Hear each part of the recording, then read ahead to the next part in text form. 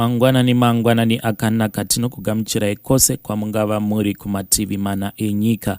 Tadzoka zvekare nemamwe masecrets nemamwe maconfessions. Regai tibva tapinda munyaya yedu yekutanga muzuva ranhasi. Hanzi, muri seiko mukoma Nashi nemi vose vedare. Please post for me as Heidi please. Nyaya yangu yakati rebei. Muna 2021 ndakadanana neumwe mukadzi tainge takasangana pane rimwe page pasocial media. Ini ndinogara hangu muno muJoburg, iye anogara kuNorthern Cape province. Takazowirirana kuti taizosangana December 2021. Ini chokwadi handina kana kumufarira, ndakazoenda hangu naye Kumba, asi moyo werudo painge pasitorina. Zvandainge ndakaona pamapictures handizvo zvandakazoona in reality. Akagara neni kuda 2 weeks, tikazotanga kunetsana nekuti ainge ava kuda kutambira pafoni yangu. Ndakazomudzinga, iye akaenda kuNorthern Cape kunova ndiko kwaanogara uye nekushanda. Amene kuti chii chakazoitika kuti titange kutaurirana zvekare. Rudo rwakabva rwatanga kupisa zvemhando yepamusoro pafoni. Zvakazokonzera kuti musikana uyu azouya Kumba muna 2022 April, but akangogara kwemazuva mashoma. Chokwadi ndechekuti hapana kurara tose kwatakaita, takangorara tose kamwe chete, then nhengo yangu yairamba kumira zvachose. Iye akazoramwa akatosvika pakudzokera kumba kwake, but akasiya mapendi ake 2.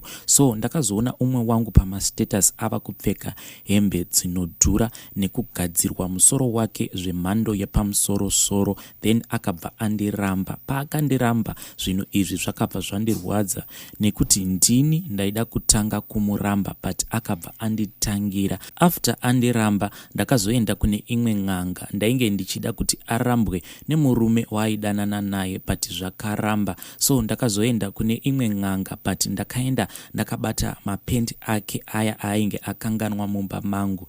Ndakabva ndanzi ndinofanira kupfeka mapendi ake aya kana ndava kurara. Ndinotanga ndamaisa mumvura ine mishonga yandainge ndapiwa, ndobva ndapfeka mapendi iwawo asati aoma. Saka everyday ndiri kurota ndichiita bonde nemusikana uyu. Dambudziko rava pakuti chinhu changu chava kukurisa, handichakwanisi kana kufamba, chinenge chichingorwadza.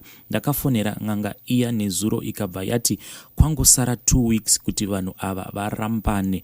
Ndakavaudza dambudziko rangu, vakabva vati nguva yandinorota iya ndichiita bonde nemukadzi uya ndinenge ndichitomuparadza chibereko chake, achatanga kubuda ropa neurwa kuzasi kwake. Inini handichada nekuti kuno ndava kurwadziwa nechinhu changu chakurisa.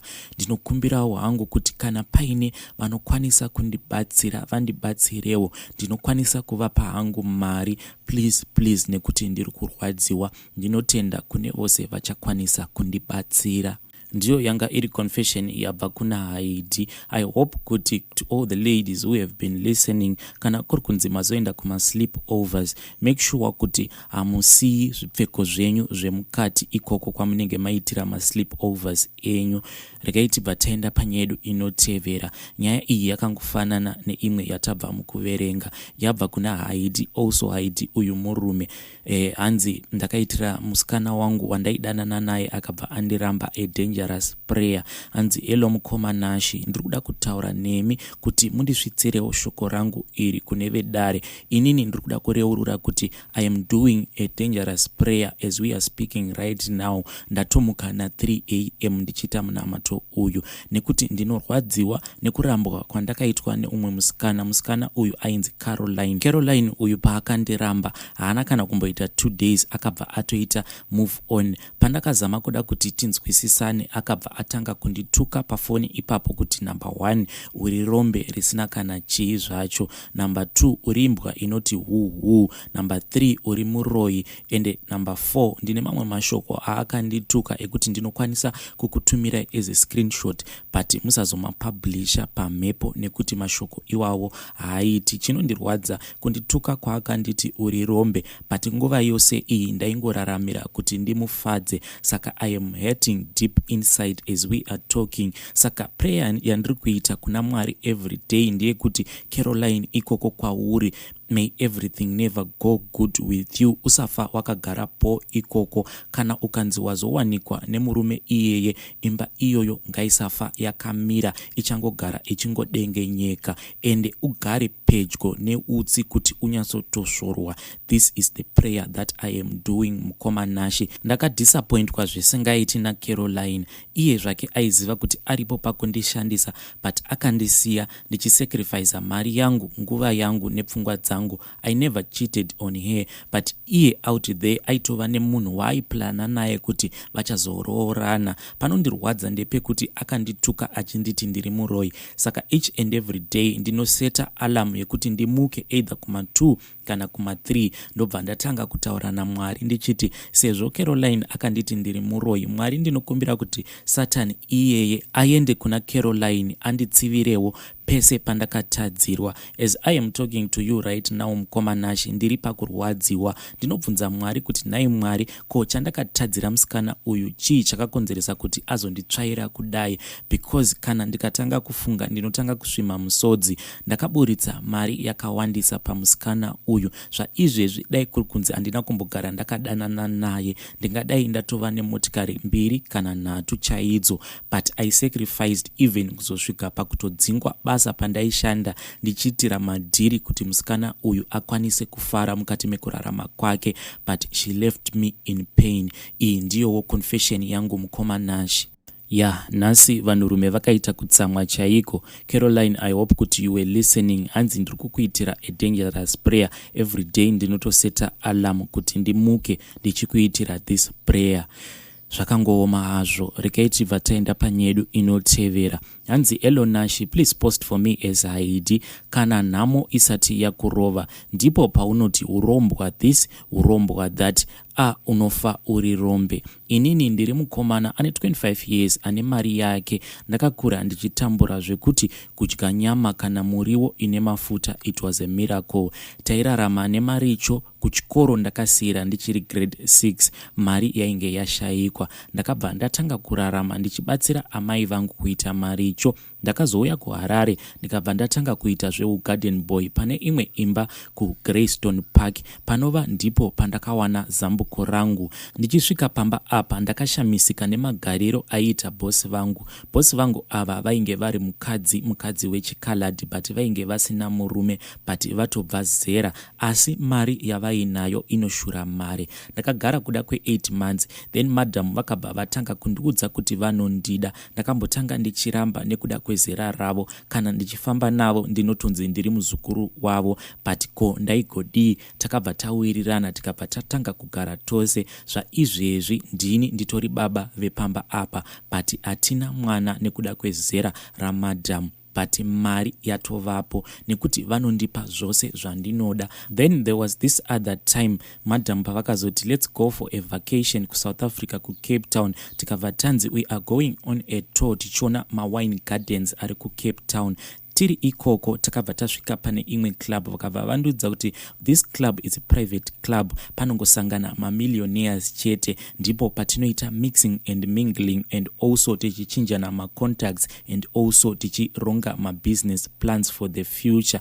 Tiri paclub ipapo painwiwa wine yainge yakaita red, but wine iyoyo yainge yakakora zvekuti the first time pandakaisa mumuromo mangu ndakabva ndatanga kurutsa. Ndakabva ndanzi ngaapiwe imwe wine straight from the cellar, zvikabva zvanzi wine iyi it is matured. Saka pandakanwa wine iya I don't remember kuti chii chakazoitika. The only thing that I remember, ndakazomuka ndava kuhotel room yedu inini namadam. Ndakabva ndatanga kurondedzera madam hope dzandainge ndarota, but hope idzi it felt so real. Handizivi kana vanhu vakamborota hope dzekuti unotoita sekunge it is reality. Ndakabva ndatanga kuvaudza kuti pane umwe munhu wandarota achipinda muroom munomu abva andipa umwe mushonga akanditi enda kuZimbabwe, then unobva waisa mushonga iwowo paguva rasekuru vako vanova vakabereka baba vako, then mutumbi wavo uchabuda muguva mavo. Pavachabuda muguva mavo vachange vakabata tsvimbo yavo kuti vatange kurwisana newe,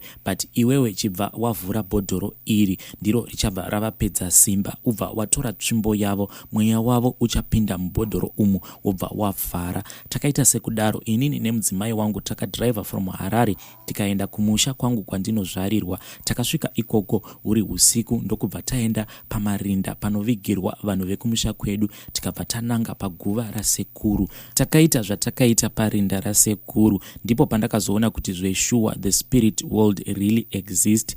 Bhodhoro riya randainge ndakapiwa rakazozara chiutsi, ndikabva ndarivhara ndikatora tsvimbo iya, then we drove back to Harare. Zvaizvezvi kana ndikakuudzai, kumusha kwangu kwandinoberekwa vanhu vanongorwara nezvirwere zvakasiyana siyana, but inini handisi kumbocheuka because already I feel as if ndakatojoina zuva rakacheka nyika. Mukadzi wangu munhu wekuti anokwira ndege kungoenda kunorukwa kuNamibia. Tinogona kupedza 6 months tingori kuma cruise ships tichidya mari, nekuti kana ari mahotels emuSouth Africa tasvika pakuneta nawo. There are sometimes pandinombogara pasi ndotanga kufunga kuti shungu dzangu ndedzekunzi ndizonziwo baba ningi, but when I look at my wife I know kuti she is hiding something from me. Iye anenge ane mhiko yekuti akanzi asafa akaita mwana nekuti haatorina vana vacho. Saka pano ndiona ndasuwa anobva atanga kundikamfota achindiudza kuti do not regret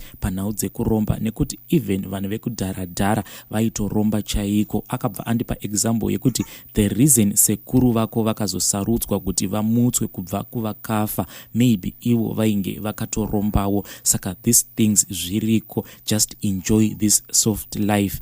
I know kuti out there kune vamwe vachandituka, but thanks in advance. Chandinongoda kutaura ndechekuti kana munhu usati wambosangana nesoft life, usati wambosangana nezvandakasangana nazvo, it will be easy for you to judge me. Mukomanashi kana mukazoposta notify me ndikwanise kuzoteverera mucomment section. Iyi ndiyo yanga iri confession yabva kuna Haiti. Regai tibva taenda panyaya yedu inotevera. Hanzi, hello mukomanashi, please post for me as Haiti. Inini ndine musikana wangu wandiri kudanana naye. Musikana uyu ndinomudisisa, iye anoti anondidawo, but musikana uyu ane a bad history zvekuti ndiri kufungidzira kuti achiri kuita mabasa ake akaipa. Ndinoda kumusiya, but at the same time my feelings angu andinawo kwaari akawandisa zvisingaiti. Chandiri kutya ndechekuti kana ndikasiyana naye zvinokwanisa kuzondirwadza mangwana ndava kumuona ava kudanana neumwe munhu. Musikana uyu anondiitira zvimwe zvinhu pabonde zvekuti kana ndikatanga kuzvifunga kuti anokwanisa kuzozviitira umwe munhurume kana kuzviuraya, ndinokwanisa kuzviuraya. Ndiri kuda kumusiya asi ndiri kutya heartbreak, of which mabasa aimboita ndeyekuti aisvuta, ainwa doro, aita chihure chaiita kuzivikanwa nenyika yose. Chero zvinhu zvose izvi akazvisiya. Iye akati akazvisiya nenhau yekuti ainge asangana neni and anondida, but my reputation yadonha sezvo inini ndiri a junior pastor kuchechi. I have dragged my name into the mud. Ndaimuda zvisinei nekuti akamboitei, because I don't judge. I believe kuti people can change, but ndaneta. Apa musikana wacho mukuru kwandiri ne2 years. Chimwe chandisingafariri ndechekuti ari too much friendly nemunhu wose. Ukangomira naye pane vanhurume unotonzwa ndiye anenge atova top of the conversation, anenge achingoti zvikazoti. Apa anenge akaunganirwa nevanhurume. Apa inini I am a pastor, please help me. Ndatenda kune vose vachakwanisa kundibatsira. Thank you in advance. Ndiyo yanga iri nyaya yabva kuna Haiti. Ndokusaka most of the times ndichitya kupasa a judgment on people, because someone anenge akatorefoma, but isusu tinenge tichingona mabasa ake ekudhara. Regai tibva taenda panyaya yedu inotevera, confession yedu inotevera. I hope kuti muchiri kuirangarira. Pane imwe hanzvadzi yedu yakambosenda confession yayo ichiti iyo kana kuri kunzi ikangopinda relationship iyoyo inotanga zvinhu zvakanaka, but out of nowhere anobva atanga kungosemwa. Even nevarungu vaanoshandira anongotanga kungosemwa. Even nemurume waanenge ava kugarisana naye zvinhu hazvizofambi zvakanaka. Anokwanisa kungotanga kuona munhu achipinda mumba obva atanga kuita bonde naye. Saka regai ndibva ndakuplayerai a voice note, because akataura achiti iye vakazoenda kumusha pana December apa vakazama kumbofambira nyaya dzacho. Saka izvi ndizvo zvavakasangana nazvo. Hai mukomanashi, aminoti muchiri kundiziva here? Ndakamboione confession yangu yekuti inini nemabrothers angu bereko yaramba neimwe brother yangu takazoenda kumusha tonga ndakatogara mwedzi wese, ndakaenda December ndakatozodzoka 20 January. Takafamba hatina kufamba nzvimbo 1, takafamba nzvimbo dzakawanda ende hanzvadzi yangu yange yafanofambawo futi. Takafamba mukoma, chinhu chinonzi kuita nherera ka, ndangoti ndidzoke ndikuudze nyaya iyi zvandiremera, nekuti paya ndakambokuudzai nditsvaga rubatsiro. Takafamba mukoma nzvimbo dzakawanda, nyaya yekungoita nherera pasi pezuva yakaoma. Munhu ataingobata ndiye mumwe chete, munhu akasiyiwa kuti aite musara pavana patiri. Saka zviri kunzi kwakarombwa kudaro, isusu tisi tiri kushandiswa. Saka hanzi kutori inonzi mupurwa unototi hanzi hapafanira kugara hariyo isina kuita sei kuzara ropa, inofanira kutogara yakazara ropa. Kune mupurwa uri kutokushandisai, chero makafamba makadii pese pamuri muri kutungamirwa nemupurwa. Saka tikati aiwa kufamba panzvimbo 1 hatinyasonzwisisa, tikafamba kwakawanda. Ndikasvika hanzvadzi yangu achingonudzawo ndozvaari sei ndozvaari kubata, inogona munhu wacho unenge usingamufungiri uchimutumira mari uchiita sei. Saka ndakambokuudza kuti takaisa dombo ramai vedu last day but 1. Sisi vangu tichingobva kudombo vakabva vaita accident, chikoka makumbo, chikoka maoko. Munhu aitozvishandira, tozvivakisirwa imba yake muHarare, inezvo munhu agara ane vana 3 vanoenda kuchikoro. Kozoita iyi brother yangu iyi yandine same problem naye, zviri kunzi uyo akaitwa musara pavana ari kuti ko ivo sei vari kuchengeta akafa, vakurangarira akafa vasingarangariri ini muvi. Brother yangu iyi munhu anga ane mari dzake, mukoma ndikunyepera, munhu aizviitira zvinhu zvake, aihodha mabhero aye ebhutsu. Ungati kana uchihodha mabhero ebhutsu achitengwa achidii, haanga kutozviitira zvinhu zvake zvese kana masitendi akanga achivaka ezvinezvo asisina kana chinhu. Hanzi pamakaisa dombo makadena futi, hanzi zvinotoda kuti mutange mabviswa mhepo iyoyo first. Hameno mhepo iyo inenge yakutoda go back to sender kuti zvibude. Mukoma ka ndangoti ndikuudzeiwo kuti chinonzi kuita nherera ka pakaipa kana usina vabereki, because hapana nokumiririra, mhepo dzese dzechingosaidzirwa kwamuri pakaoma mukoma. Saka tichazokuudzaiwo kana tahwina nyaya iyi, tasvika pekuti tichakurira. Ndichangoramba ndichikupai updates.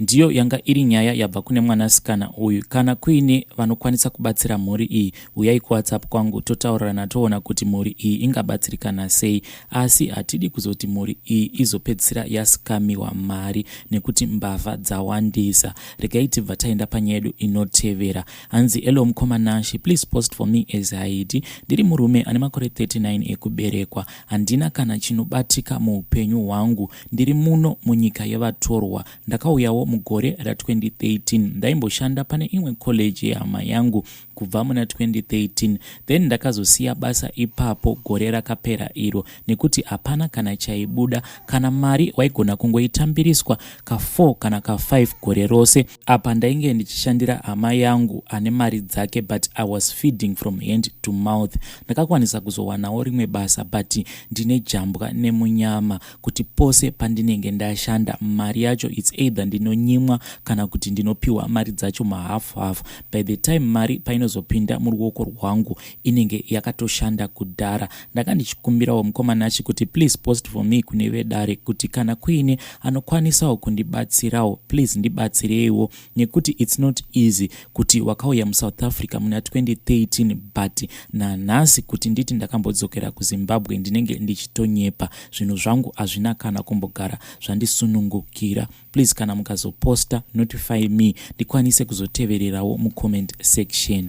ndiyo yanga iri nyaya yabva kuna mukoma vedu ava. Regai tibva taenda panyaya yedu inotevera.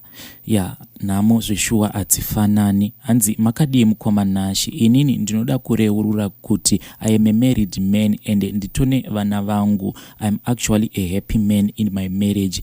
But pandakasangana nemapictures amaidenzo ndainge nditori kubasa in my office, then pane zvakangoitika pandiri pandainge ndakatarisa mapictures avo. Ndakabva ndangoita plan ndikakiya office yangu, ndikabva ndaita chivi chekuti ndaisambofungira kuti ndinokwanisa kuchiita.